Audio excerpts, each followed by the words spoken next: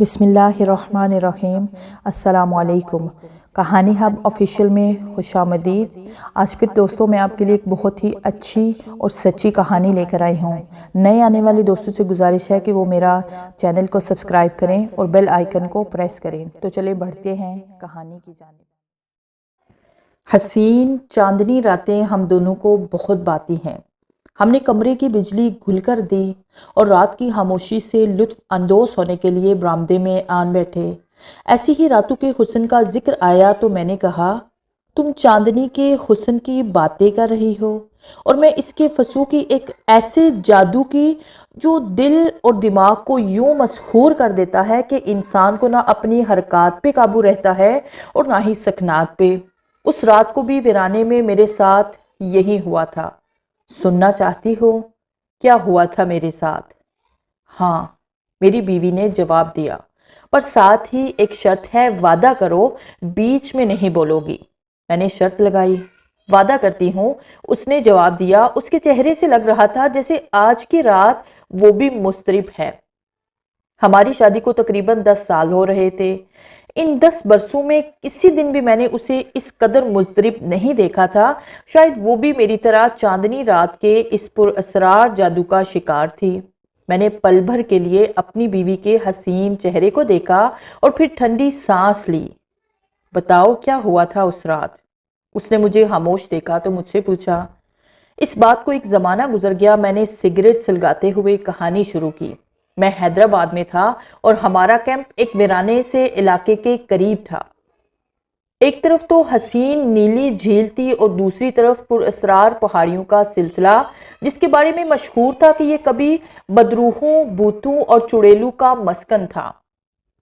سندھ کی فتح کے بعد محمد بن قاسم نے ان پہاڑوں کی سب سے اونچی چوٹی پر ایک چھوٹی سی مسجد بنائی تھی، جہاں وہ اکثر عبادت کیا کرتا تھا۔ کہتے ہیں کئی سال کے بعد اسی مسجد میں کسی بزرگ نے چلا کھینچا تھا اور 40 دن تک عبادت کی تھی، جس کے بعد یہ علاقہ بدروحوں سے پاک ہو گیا۔ مجھے یہاں کا گنگناتا ہوا پر اسرار سکوت بے حد پسند تھا۔ جب بھی فرصت ملتی میں ان پہاڑوں کی سیر کو ضرور جاتا۔ میرے ایک نوکر شاہد کو یہ بات بالکل پسند نہیں تھی۔ وہ اکثر کہا کرتا تھا، خدا کے لیے اکیلے مت جائیے صاحب، یہ علاقہ جوان آدمیوں کے لیے بالکل بھی اچھا نہیں۔ کیوں؟ ان کے لیے بطور خاص کوئی خطرہ ہے؟ میں پوچھتا۔ وہاں بدروحیں پھرتی رہتی ہیں صاحب، انہیں جوان انسانوں کا گرم گرم خون بہت پسند ہے، گردن سے چپک کر چوس لیتی ہیں کمبخت۔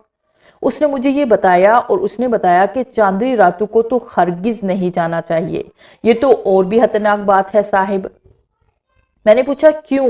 کیا چاندنی راتوں میں ان کے یہاں دعوت ہوتی ہے؟ میں شرارت سے پوچھتا۔ جی بالکل، سنا ہے 14ویں کی رات کو ہر ماہ ان کی پیاس بہت بڑھ جاتی ہے۔ وہ مجھے ڈرانے کی کوشش کرتا، خصوصاً اگر وہ رات جمعرات کی ہو تو میں نے شاہد کی ایسی باتوں کو کبھی بھی اہمیت نہیں دی، لیکن جب ایسی ہی باتیں میں نے وہاں کے دوسرے مقامی باشندوں کی زبانی سنی تو میری دلچسپی مزید بڑھ گئی۔ سوچا کسی دن جا کر اس مسجد کی زیارت کرنی چاہیے۔ میں نے اس کا ذکر شاہد سے کیا۔ اس نے خالص سندھی لہجے میں کہا، توبہ توبہ توبہ، وہاں تک کون جا سکتا ہے صاحب؟ راستے میں ایک فقیر کی کٹیا ہے، اس جھونپڑی تک بھی جو گیا لوٹ کر کبھی نہیں آیا۔ میرے بابا کہا کرتے تھے، جن کا ستارہ بھاری ہے صرف وہیں جانے کی ہمت کر سکتے ہیں، کیونکہ بدروحیں انہیں آسانی سے ہڑپ نہیں کر سکتی۔ اس پر مجھے شرارت سوجی۔ میرا ستارہ تو بہت ہی بھاری ہے، شاہد تقریباً 10 من بھاری۔ پھر تو آپ جا سکتے ہیں صاحب، کوئی آپ کا کچھ نہیں بگاڑ سکتا، کم از کم اس وقت تک نہیں جب تک ہاتھ دھو کر کوئی آپ کے پیچھے نہ پڑ جائے۔ اس کے لیے بھی کم از کم 10 سال لگتے ہیں۔ اس کی یہ بات میری سمجھ میں نہیں آئی۔ 10 سال کیوں؟ میں نے پوچھا۔ سنا ہے ہر 10ویں سال ان بدروحوں کی پیاس ابھرتی ہے، کسی کا ستارہ بھاری ہو تو 10 سال تک وہ اسے نقصان نہیں پہنچا سکتی۔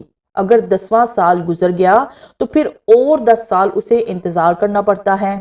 اس نے بڑی سنجیدگی سے جواب دیا۔ یہ ساری باتیں تمہیں کیسے معلوم ہوئی؟ میں نے اس سے پوچھا۔ میرے بابا نے بتائی تھی صاحب، وہ بہت بڑے عالم تھے، اللہ بخشے ہمیں ایک آدھ جن ان کے قبضے میں ضرور رہتا تھا۔ ان کے نام ہی سے بدروہیں دور بھاگتی تھی۔ عاشق بدروہیں تو ایک منٹ بھی ان کے سامنے نہیں ٹک سکتی تھی۔ اب کے بدروہوں کے کردار کا ایک نیا پہلو میرے سامنے آیا تھا۔ عاشق بدروہیں؟ میں نے پوچھا۔ جی ہاں صاحب، آخر ان کا بھی دل ہوتا ہے، وہ بھی انسانوں کی طرح کسی پر عاشق ہو سکتی ہیں اور خون چوستی ہیں۔ یہ کیا ہے؟ اپنے عشق کو نبھانے کی خاطر یہ ایک ترکیب ہی تو ہے، اسی لیے تو وہ صرف نوجوانوں کا خون چوستی ہیں۔ خدا آپ کو نظر بد سے بچائے، آپ تو کڑیل جوان ہیں، آپ کو تو اس ویرانے کی طرف ہرگز نہیں جانا چاہیے۔ وہ ایسے ہی احمقانہ باتیں کیے گیا اور میں کافی کی پیالی ہاتھ میں لیے اس سے لطف اندوز ہوتا رہا۔ اس کے بعد میں کاموں میں کچھ اس قدر الجھا کہ سیر و تفریح کا موقع ہی نہ ملا۔ اسی دوران میں شاہ لطیف بٹائی کا یوم پیدائش آ گیا، سارے سندھ میں تعطیل تھی تو میرا ملازم بھی وہاں چلا گیا۔ اب کیمپ میں بالکل میں تنہا رہ گیا تھا۔ اس دن شام کو میں حسب معمول ہاتھ میں چھڑی لیے سیر کو نکلا تو یکایک مجھے یاد آیا کہ آج تو جمعرات ہے۔ آسمان کی طرف دیکھا تو بڑا حسین چاند نظر آیا جو افق سے قریب آگ کے ایک گولے کی شکل میں جھانک کر دنیا والوں کا جائزہ لے رہا تھا۔ اس کے ساتھ ہی مجھے شاہد کی باتیں بھی یاد آ گئی۔ پل بھر کے لیے گھبراہٹ سی ہوئی، پھر سوچا کیا فضول باتیں ہیں، یہ آج کے ترقی یافتہ دور میں بدروہی کی باتیں احمقانہ ہی تو تھی۔ میں نے آج کی رات محمد بن قاسم کی مسجد تک جانے کا پکا ارادہ کر لیا۔ ابھی خاصی روشنی تھی، میں پہاڑی راستوں سے بھی اچھی طرح واقف تھا۔ میں نے دوبارہ گھر کی راہ لی اور وہاں سے ٹارچ اور پسٹل کے ساتھ اسی راستے کی طرف چل دیا جو پہاڑوں کے درمیان بل کھاتا ہوا اللہ جانے کہاں تک جاتا تھا۔ دن کے وقت میں نے یہاں اکثر ننگ دھرنگ سیاہ فام دیہاتی لڑکوں کو دیکھا تھا جو بکریاں چرایا کرتے تھے۔ چاروں طرف سناٹا تھا اور دور دور تک کسی انسان یا جانور کا پتہ نہ تھا۔ خدا جانے میں کب تک چلتا رہا۔ شام کا دھندلا چپکے سے غائب ہو گیا اور روشن چاند پہاڑی چوٹیوں میں سے ابھر کر میرے عین سامنے آ گیا۔ چاروں طرف فوق کا عالم تھا، خوشگوار ہوا تو چلتی رہتی تھی لیکن وہ بھی نہ جانے کیوں آج خاموش تھی۔ چلتے چلتے ایک ٹیلے کے پاس مڑ کر کھلے علاقے میں پہنچا تو مجھے یکایک سامنے ایک جھونپڑی نظر آئی۔ اسے دیکھ کر میرے قدم آپ ہی آپ رک گئے۔ کیا یہ فقیر کی کٹیا تھی؟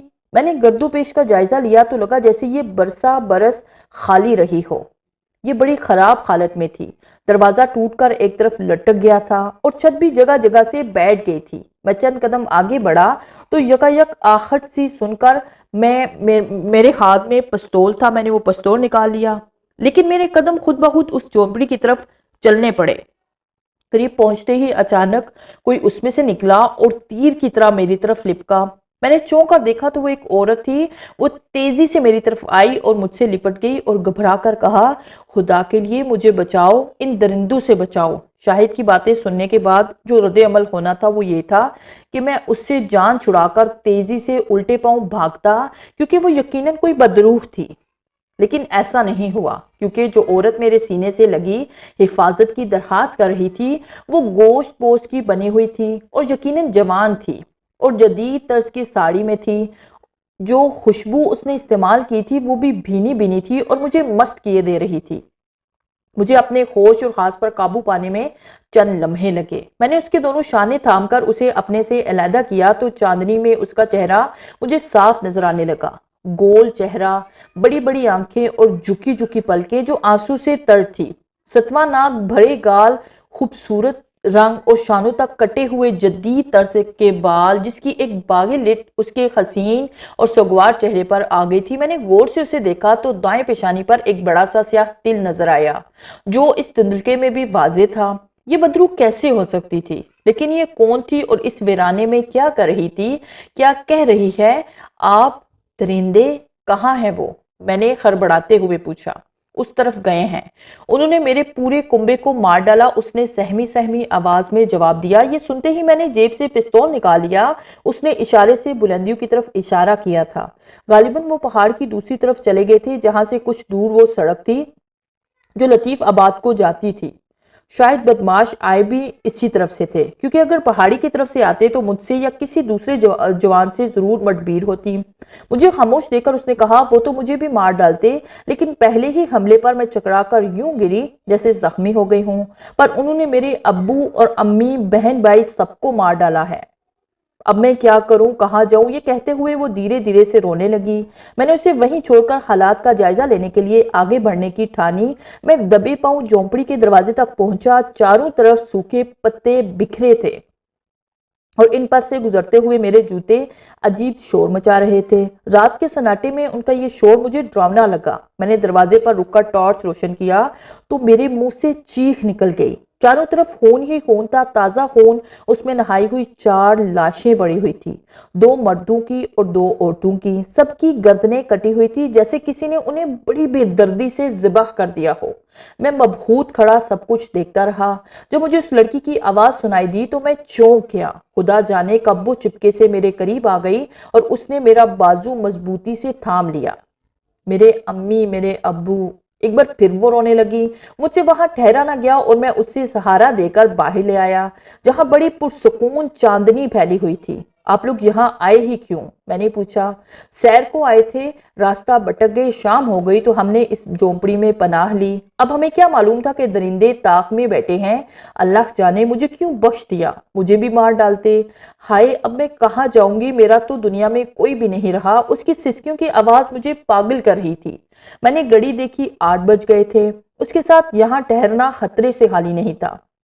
میں نے اسے اپنے کیمپ میں ساتھ لے جانے کی ٹھانی۔ پولیس کو بھی فوراً اطلاع دینی تھی۔ میں اسے لے کر کیمپ کی طرف روانہ ہوا تو راستے میں وہ کانپنے لگی، جیسے اسے سردی لگ رہی ہو۔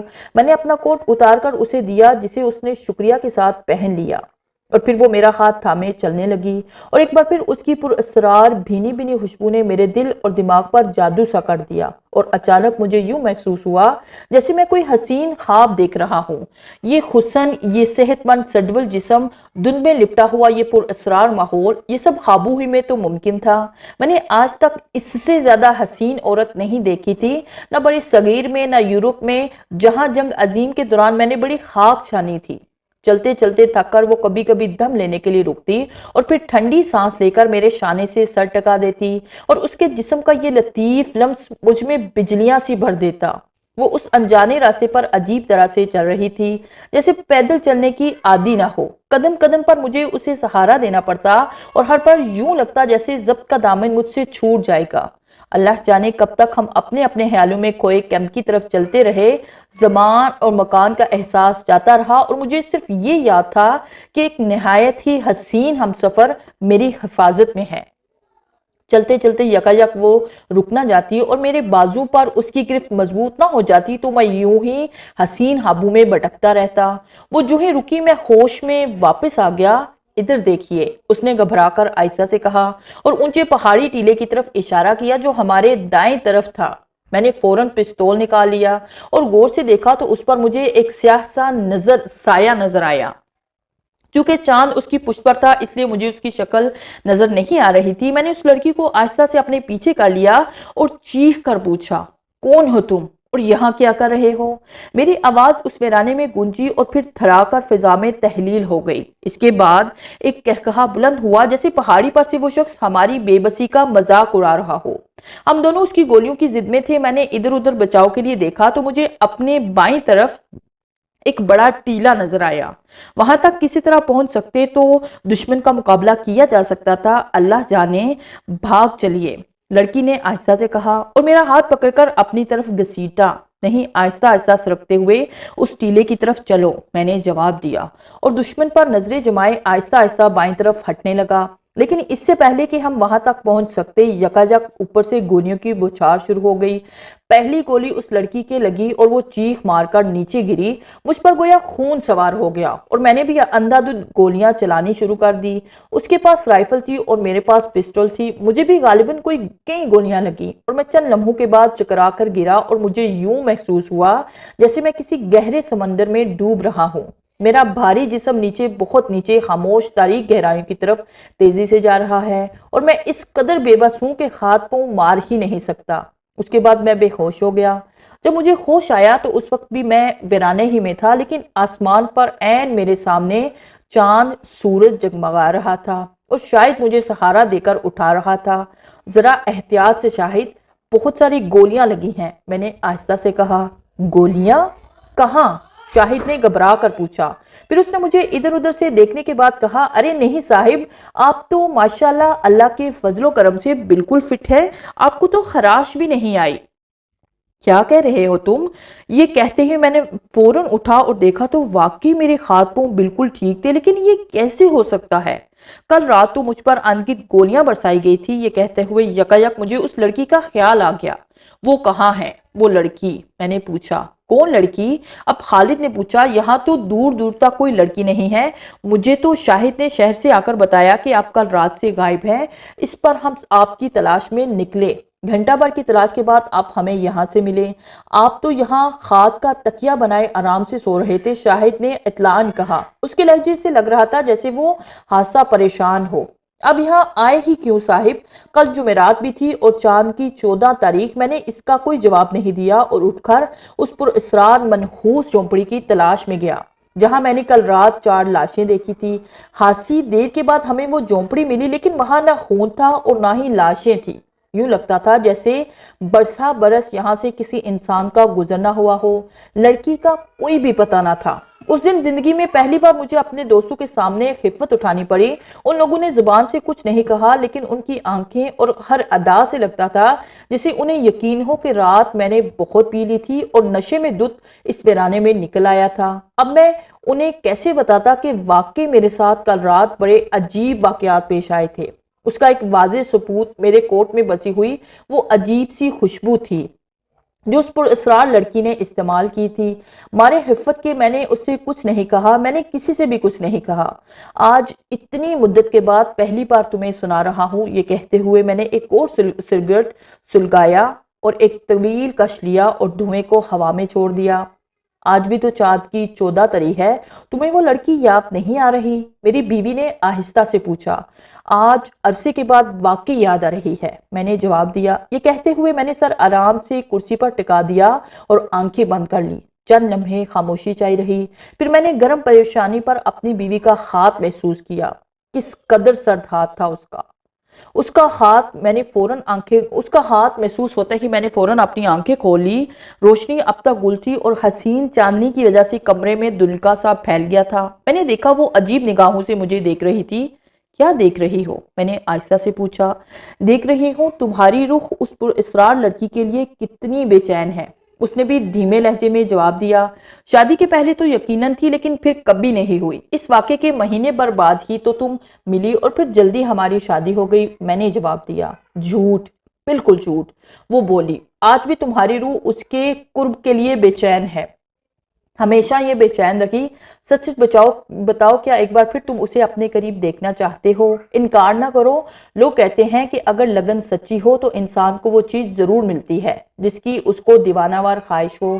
تم اپنی آنکھیں بند کر لو اور صرف اس حسین جوان لڑکی کے بارے میں سوچو جس کے قرب نے تمہیں آج سے 10 سال پہلے پاگل کر دیا تھا۔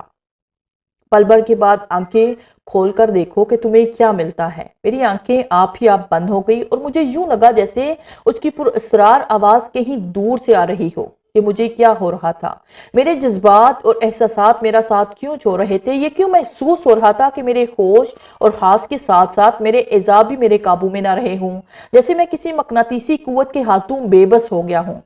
آنکھیں کھولو، میری بیوی نے سرگوشیوں میں کہا اور میں نے آنکھیں کھول دی۔ لیکن یہ کیا؟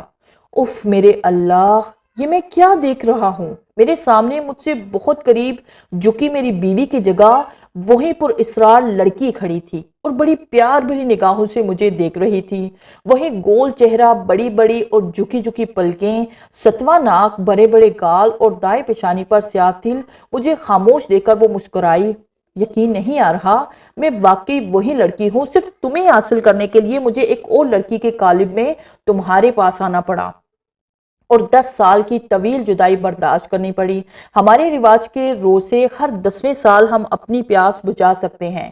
ہماری ملاقات کو آج پورے 10 سال ہو گئے ہیں۔ اب مجھے اس اجنبی قالب میں رہنے کی کوئی ضرورت نہیں رہی۔ اب دنیا کی کوئی طاقت مجھے تم سے دور نہیں رکھ سکتی۔ ہمارے اصلی روپ کی مبارک رات تو آ جائی ہے۔ یہ کہتے ہوئے جھکی اور خدا جانے کیوں میرے جسم میں کپکپاہٹ سی دوڑ گئی۔ اور میں نے اس کی گرفت سے نکلنے کی کوشش کی تو مجھے یوں محسوس ہوا جیسے میں لوہے کی کسی شکنجے میں جکڑا ہوا ہوں۔ اس کا چہرہ آہستہ آہستہ میرے چہرے کے قریب سے قریب ہوتا جانے لگا اور پھر ساتھ ہی اس کے چمکتے ہوئے دانت میری گردن کی طرف بڑھے اور اس کے حسن کی جگہ ایک عجیب ڈراؤنے تاثر نے لے لی۔ تو میں نے زور لگا کر آخری بار اس کی گرفت سے نکلنے کی کوشش کی، لیکن بے سود۔ اس کے بعد خدا جانے کیا ہوا، کیونکہ میں غالباً دہشت سے بے ہوش ہو گیا تھا۔ جب ہوش آیا تو میں ہاسپٹل میں تھا اور میری گردن پر پٹیاں بندھی ہوئی تھی۔ میں نے کروٹ لینے کی کوشش کی، مجھے اپنا ایک دوست یونس نظر آیا۔ میرا وہ عزیز دوست ڈاکٹر تھا، مجھے ہوش میں دیکھ کر وہ میرے پاس آ گیا۔ خدا کا شکر ہے کہ تم ہوش میں آ گئے، کیسی طبیعت ہے؟ اس نے پوچھا۔ ٹھیک ہوں، لیکن مجھے ہوا کیا تھا؟ میں نے پوچھا۔ ایک جنگلی بلی نے حملہ کیا تھا۔ جواب ملا، جنگلی بلی؟ میں نے حیرت سے پوچھا، اور حیدرآباد میں؟ ہاں بھئی، یہی تو سب کو حیرت ہے۔ جب تمہارا ملازم تمہاری چیخیں سن کر وہاں پہنچا تو وہ ہونہار بلی تمہاری گردن سے لپٹی تمہارا خون چوس رہی تھی۔ خون چوس رہی تھی بلی؟ میں نے یوں کہا جیسے اپنے آپ سے باتیں کر رہا ہو۔ ہاں ہاں بھئی، ملازم نے اسے مار ڈالا، ورنہ وہ اوروں کا بھی خون چوس لیتی۔ تمہارا زخم بڑا گہرا تھا۔ پورے 10 دن کے بعد ہوش میں آئے ہو؟ میرے قریب بیٹھ کر میری نبض دیکھتے ہوئے یونس نے جواب دیا۔ وہ کہاں ہے میری بیوی؟ میں نے آہستہ سے پوچھا۔ اس کا جواب یونس نے یہ دیا کہ وہ صدمے سے بیمار ہے اور گھر پر آرام کر رہی ہے۔ صحیح جواب تو مجھے ہفتے بھر بعد ملا۔ میری بیوی اس رات ہی سے غائب تھی۔ پولیس نے اسے ڈھونڈنے کی بہت کوشش کی، لیکن وہ آج تک مجھے نہ مل سکی۔